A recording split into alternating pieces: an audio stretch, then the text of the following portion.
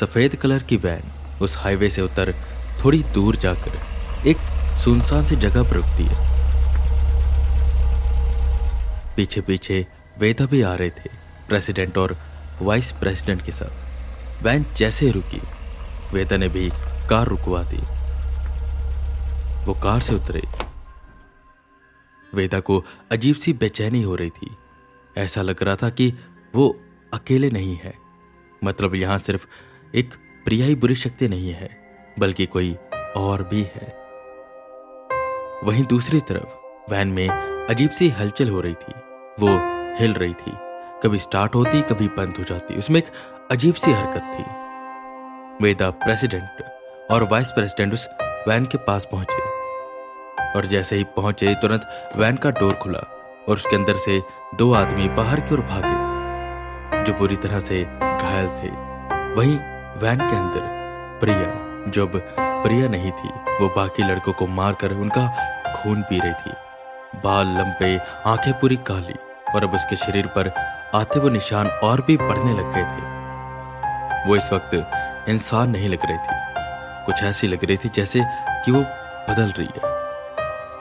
काली शक्ति उस पर हावी हो रही थी। जैसे प्रिया ने वेदा को देखा, वो खड़ी हुई और वेदा की ओर आने लगी।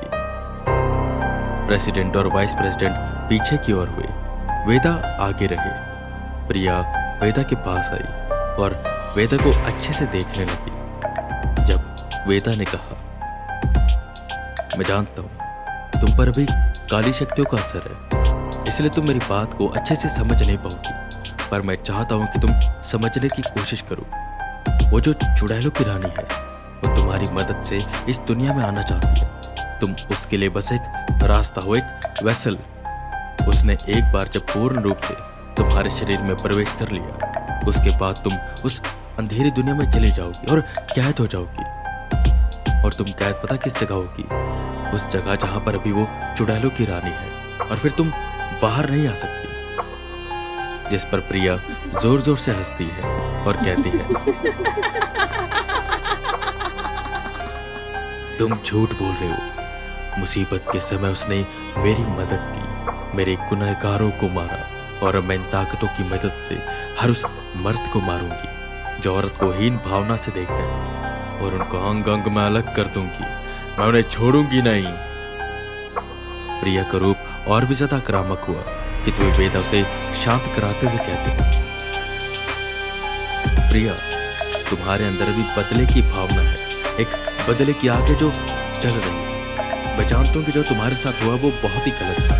गलत नहीं बल्कि पाप था वो, पर जिन्होंने वो किया था उन्हें उसकी सजा मिल चुकी है। तुमने उन्हें मौत से भी बदतर सजा दी है।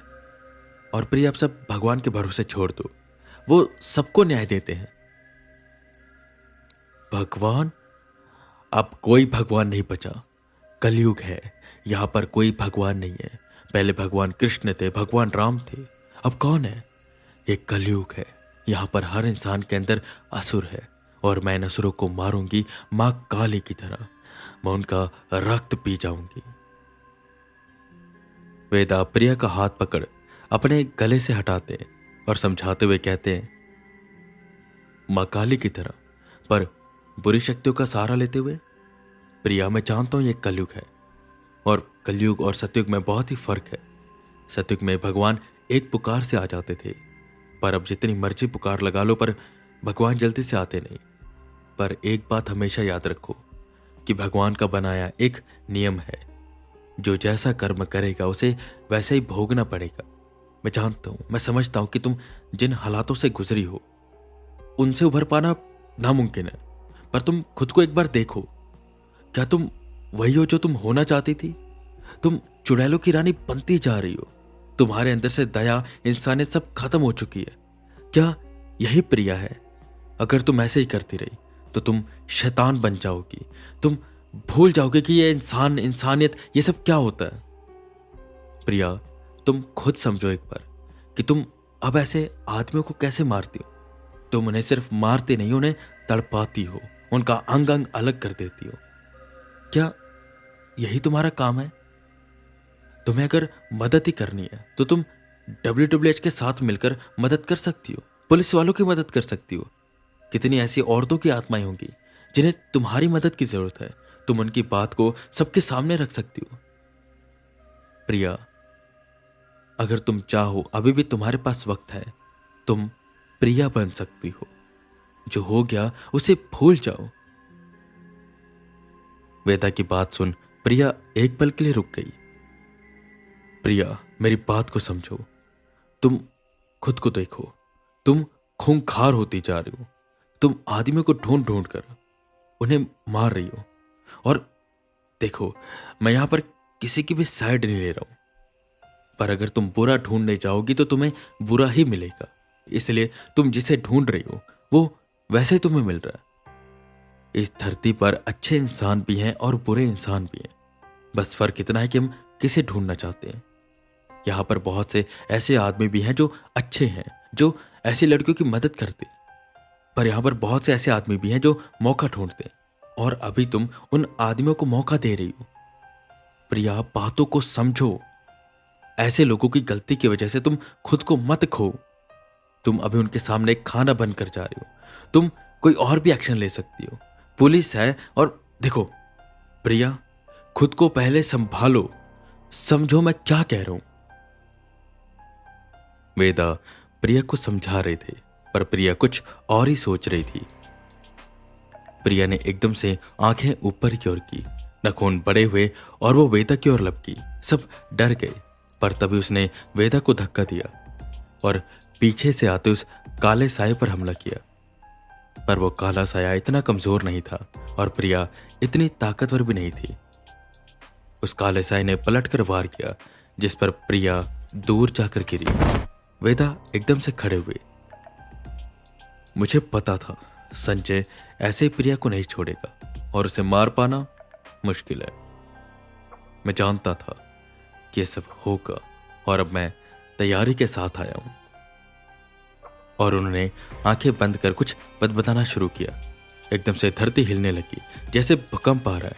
दूर दूर से आवाजें आने लगी, चिल्लाने की, गाने की। ऐसा लग रहा था कि जैसे बहुत से लोग आ रहे हो। प्रेसिडेंट, वाइस प्रेसिडेंट, उनके दिल की धड़कन तेज होने लगी। और साथ ही साथ काले साए को भी कुछ डर सा लगने लगा। एकदम से उस काले साए के पैरों को किसी ने धरती के अंदर से पकड़ा। वो हिल नहीं पा रहा था। सबने आसपास देखा तो काले धुएं जैसे उड़ती कोई चीज उनके पास आ रही थी। वेदा प्रिया को संभालते कितनी देर में काला साया ऊपर की ओर होने लग जाता है और वो जो हाथ धरती के अंदर से बाहर आए थे वो बाहर की ओर आने लग गए।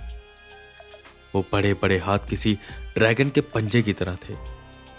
पर ये कौन था जो इस वक्त पर यहां पर आ गया था? प्रेसिडेंट और वाइस प्रेसिडेंट ये सोच रहे थे, पर वहीं प्रिया का दिल बदल सा गया था।